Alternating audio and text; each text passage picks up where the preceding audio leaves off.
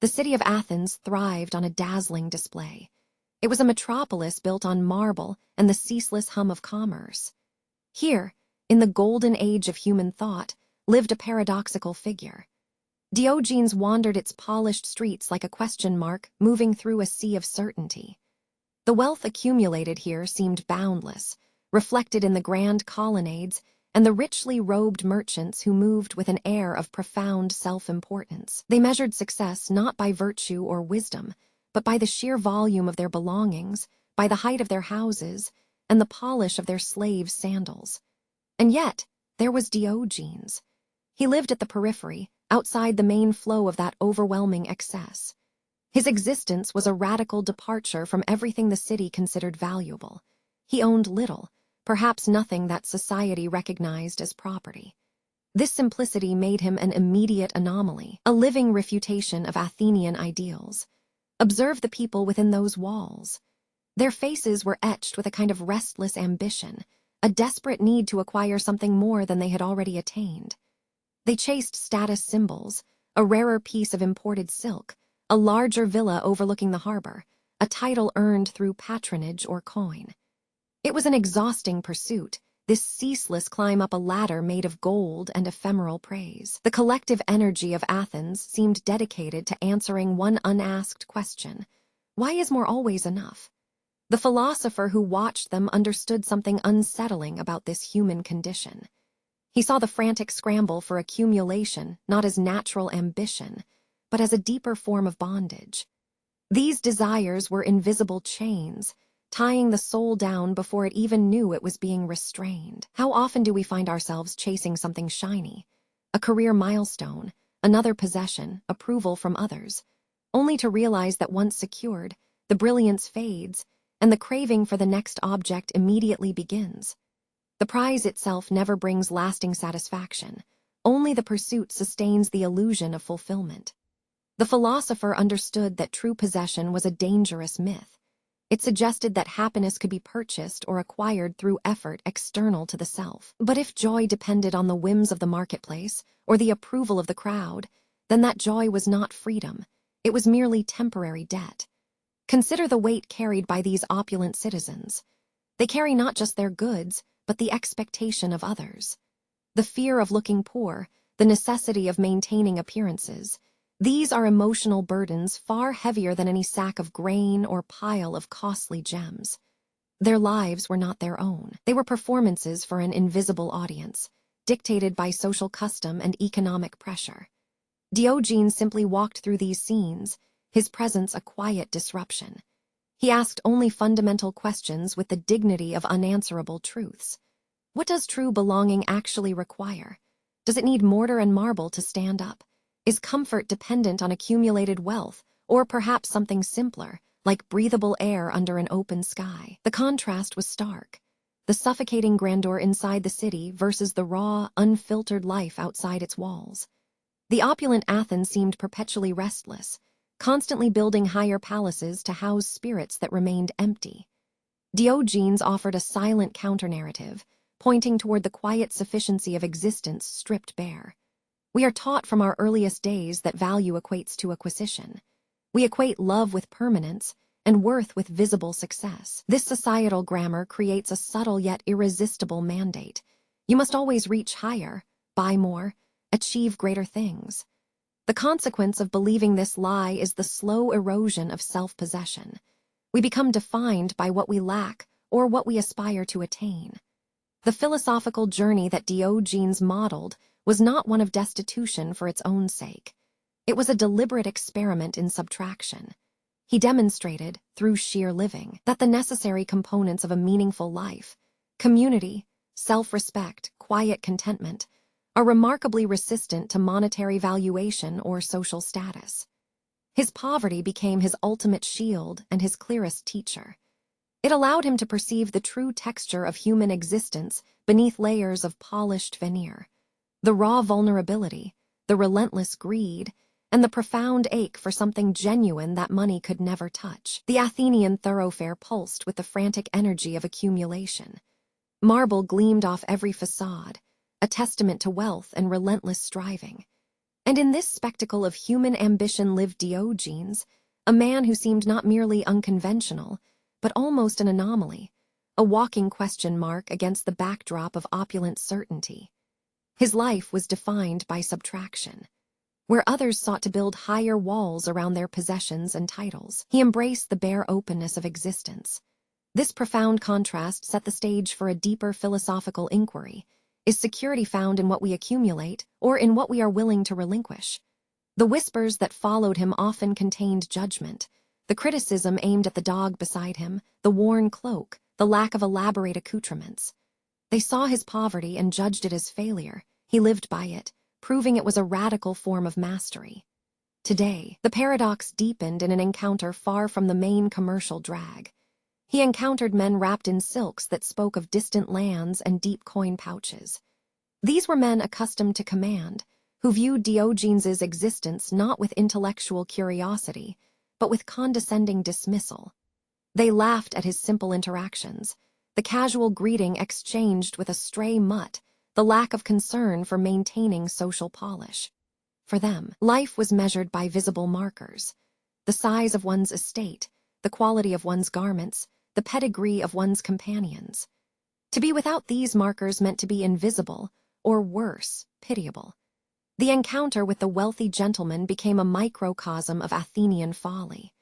The man spoke with an oily, patronizing tone, implying that Diogenes lacked education and civilization merely because he lived according to necessity rather than artifice. He suggested that true freedom was only accessible through proper societal alignment, by acquiring status, by fitting into the approved narrative of success. This assumption echoed a dangerous modern fallacy, that human worth is synonymous with material accumulation. Yet, when Diogenes met this dismissive grandeur with unruffled calm, the facade began to tremble. His stillness held an authority far more potent than any boast or embroidered toga. He did not argue. He simply existed in a state of absolute being, forcing the wealthy man to confront the inadequacy of his own self-definition. The true tension lay not in their words, but in the profound gap between what the gentleman believed society demanded and what Diogenes genuinely required. Merely the sun on his skin, the breath in his lungs, and perhaps a loyal, scruffy companion who accepted him unconditionally. The dog served as an unexpected philosophical mirror. To the rich man, the dog was simply refuse, a biological afterthought to be ignored or kicked aside. Yet, for Diogenes, it was presence itself, a simple being that offered companionship without expectation of reciprocity or title. This stark disparity forced the observer, and indeed the listener, to ask a difficult question. What truly matters in human attachment?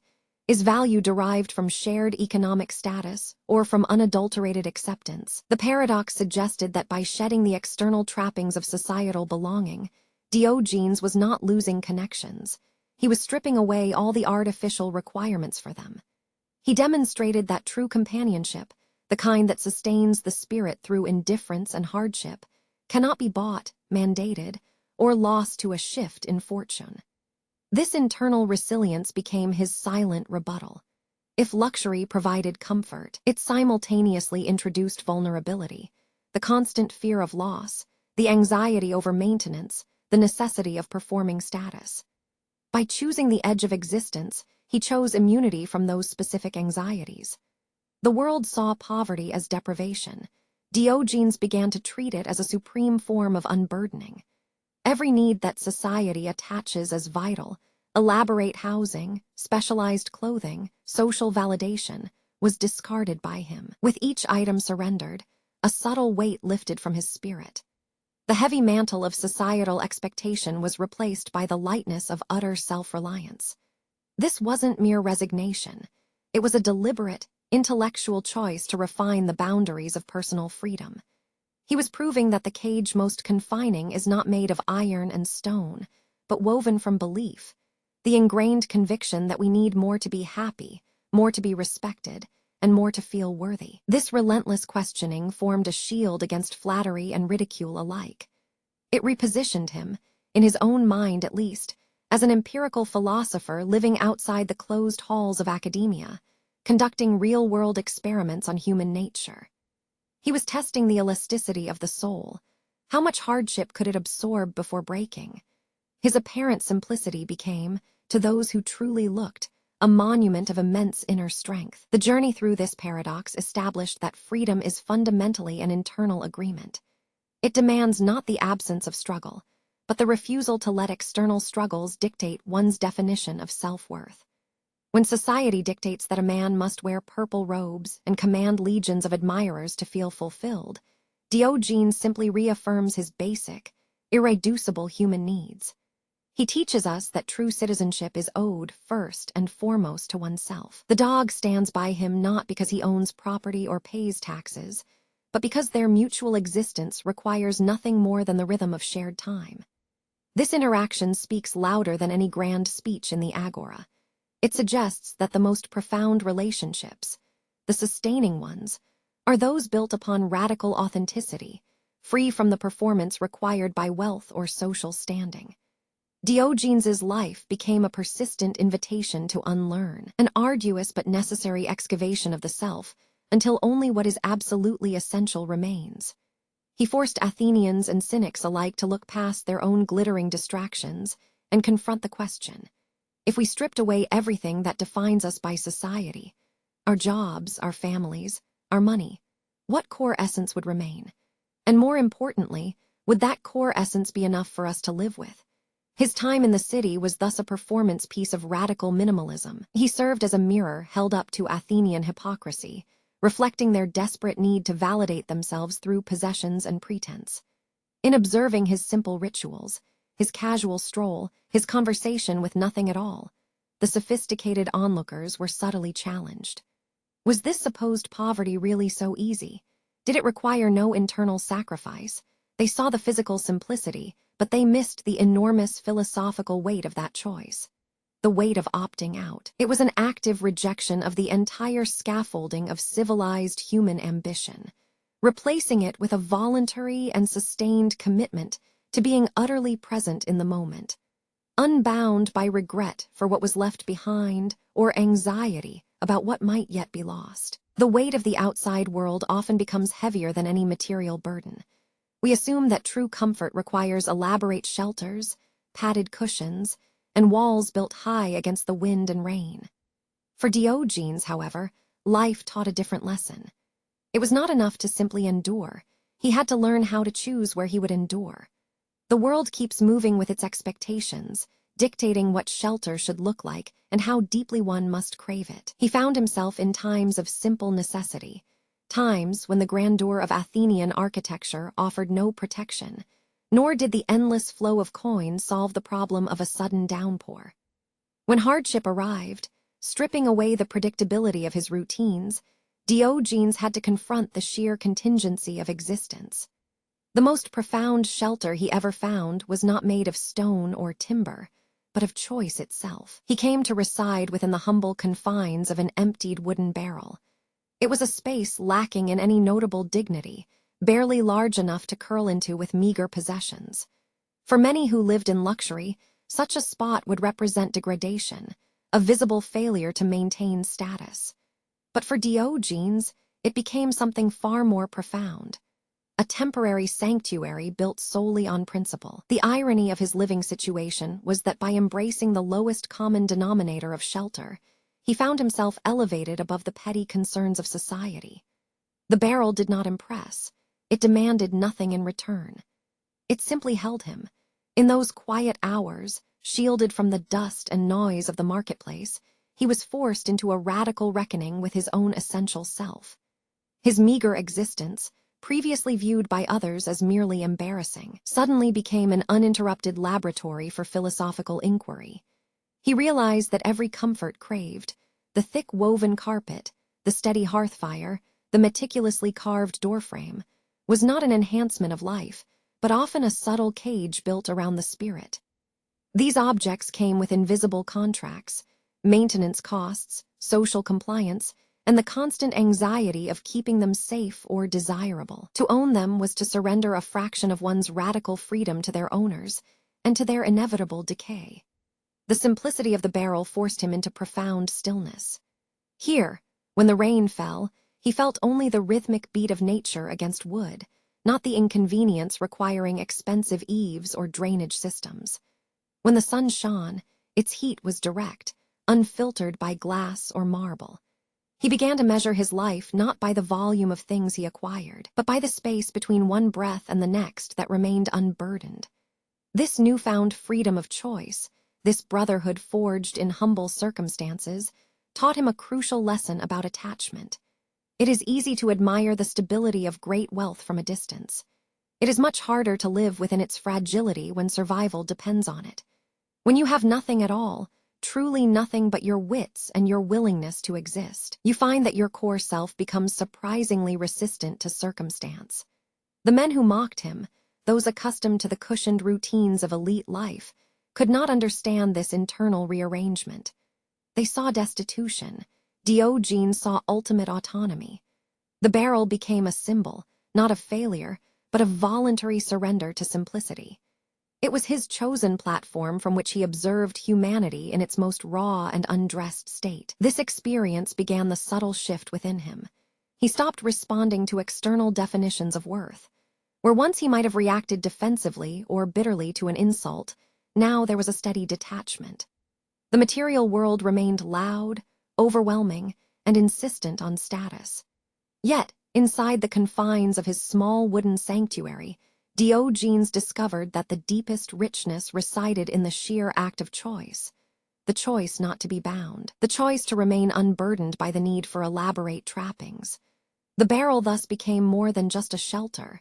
It was a philosophical container. It held nothing but him, and within that limited space, he began to expand his understanding of what truly mattered: resilience, self-sufficiency, and the irreducible dignity of simply being present. He found an inner fortress impervious to both the Athenian marketplace and the harshest weather, realizing that true possession was merely a mind free from demanding attachments. The journey of Diogenes was not simply a life lived in poverty. It was a deliberate rejection of the entire system that valued acquisition above wisdom. After confronting the hollow promises of Athenian wealth and embracing the profound strength found within utter simplicity, his path led him to an even greater crucible, the magnetic force of immense power itself. His philosophy, refined by sleeping in discarded barrels and finding companionship with stray dogs, was now set against a backdrop far grander than any city street or rich merchant's parlor. Imagine the moment he encountered Alexander. To speak of Alexander is to invoke the very definition of success: the conquered kingdoms, the relentless march of armies, the accumulation of empires that dwarfed the wildest imagination. This was a man whose life had been measured in unparalleled deeds and overwhelming material might. Such a figure represented the zenith of human ambition, a tangible embodiment of everything Diogenes had rejected. The expectation would have been one of instant conversion. Alexander could offer him titles, unimaginable riches, a palace commensurate with his eccentric lifestyle. The narrative power lay precisely in that expectation. He was supposed to bend and submit to the weight of such worldly favor, but Diogenes remained unchanged. His core understanding, that true value resided outside the marketplace of conquest, held firm. This meeting became the ultimate philosophical spotlight, the time for the lamp to shine directly into the harsh brilliance of daylight. Alexander did not merely observe Diogenes. He attempted, in his own way, to solve him. He saw a puzzle that needed solving with resources and might. The king approached the beggar not as an equal seeker of truth, but perhaps as someone whose unique state required correction or integration into the grand order of things. He spoke to Diogenes not merely with words, but with gestures of overwhelming capability. His every action implied a vast solution, a life comfortable enough for its eccentric philosopher companion. He offered the remedy of material ease. But Diogenes understood something the conqueror did not: that external wealth was merely a palliative treatment for an internal sickness. The true conflict here was one of perspective, a collision between manufactured meaning and essential truth. Alexander's world operated on a scale of expansion. Its measure was outward, how far it reached, how many people it commanded. Diogenes's world operated on the scale of reduction. Its measure was inward, How much could be stripped away before nothing remained? Which perspective held the true map to happiness? Alexander sought to demonstrate generosity and mastery through his wealth. He believed that enough resources, properly allocated, could satisfy any philosophical need. But Diogenes stood in the path of this grand gesture like a stubborn truth. His response was not defiant yelling or dramatic rejection. It was a quiet, radical pointing out of absurdity. He did not argue the merits of Stoicism or Cynicism with academic flourishes. Instead, he pointed to the foundational flaw in Alexander's entire existence. The great man offered luxury, stability, and power, all tangible forms of security. Yet Diogenes saw through them as mere disguises for deeper dependencies. He observed that the weight of all those kingdoms required the constant maintenance of artificial meaning. Every border to be secured, every captive placated, every treaty enforced, was an exhausting expenditure of energy to maintain a pretense of order. In this exchange, Diogenes did not accept gifts. He interrogated the source of power itself. He challenged Alexander to look at his own life and ask, what if all these magnificent conquests were stripped away? What if the armies dissolved into dust, the gold melted back into ore, and the palace simply crumbled under time's relentless hand? Where would the emperor be then? The underlying message was simple yet shattering. True freedom does not come from conquering more territory. It comes from realizing that you need nothing at all. The magnificent scope of Alexander's life ultimately seemed less free than the modest, self-contained existence under the open sky. It was a lesson illuminated by daylight itself, the unavoidable, sharp clarity when artificial grandeur is confronted with simple, unrelenting reality. Diogenes demonstrated that the greatest wealth possessed not in gold or armies, but in complete and utter detachment from what one lacks, and profound indifference to what one might gain. This encounter marked a pivotal shift. The accumulated experience of his life, the scoffing merchants, the humble barrel, the sheer majesty of world power standing before him, all fused into one undeniable wisdom. He was no longer merely surviving. He was transmitting an absolute philosophical truth that defied cultural norms and geopolitical might. The shadow of the powerful king could not obscure the unwavering light held by the solitary philosopher. It proved to the world, through a single quiet encounter, that self-sufficiency is the highest form of citizenship, a freedom no crown can confiscate and no army can threaten. The city's great heart always beats with the rhythm of taking and acquiring. We are taught from childhood that value resides in accumulation, the finer marble, the fuller purse, the grander reputation.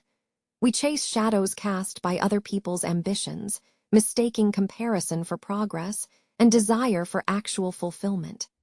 Diogenes had shown us a different way. He lived as an exile among Athenians, not defined by ownership, but by a relentless questioning of what was truly necessary. His life was not merely poverty. It was a deliberate philosophical statement, stripped down to its purest form. We watched him face the condescension of privilege, yet he remained unshaken.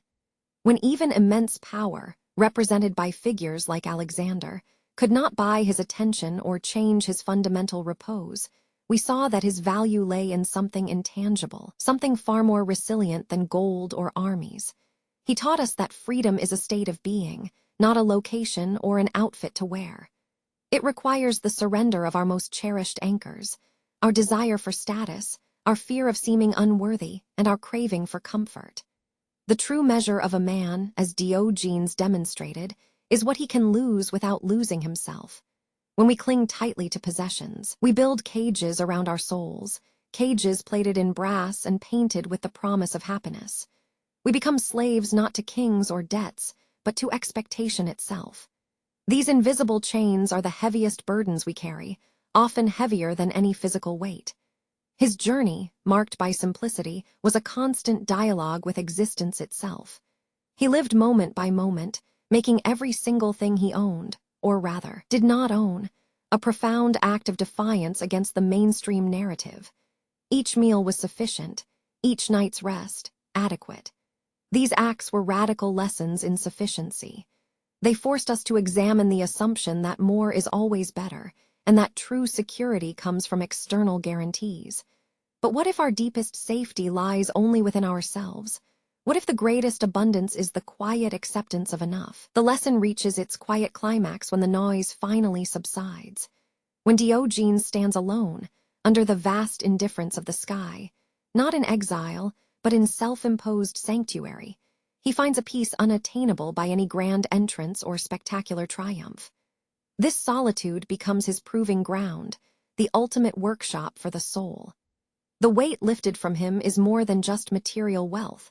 It is the unbearable weight of definition. He no longer needs to prove himself to Athenian society, nor does he need to convince conquering emperors that his meager life holds profound wisdom. The crowd's applause, or their disgust, means nothing when measured against the steady, internal rhythm of self-respect. Finding freedom in letting go is not an act of despair. It is an act of mastery. It requires acknowledging that the source of our suffering is often the gap between what we have and what we imagine we should have. We build these elaborate chasm walls with expectation. I ought to be richer. I must achieve this status. My life would only be complete if I acquired that thing. The art of letting go, therefore, becomes an act of constant internal resistance against the tyranny of desire. It is about retraining the mind to find beauty in the bare minimum, realizing that sufficiency is a skill, not a fortunate accident. This skill allows us to shed the ego's relentless need for validation, the deep-seated fear that if we are poor or unnoticed, we will cease to matter. This profound state of autonomy is what Diogenes perfected.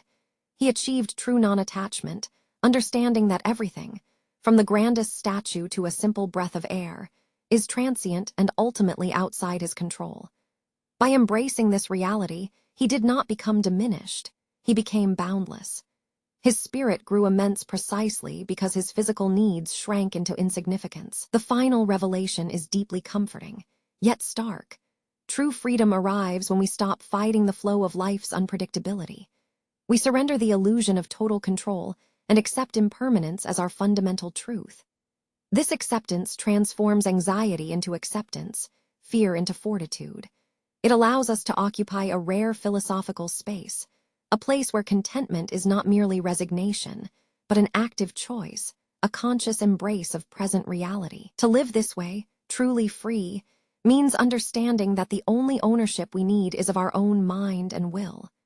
Everything else must simply pass through us, observed without attachment or judgment.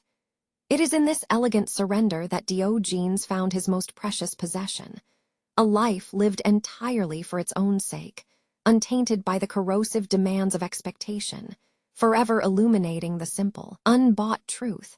Nothing can ever be truly taken away.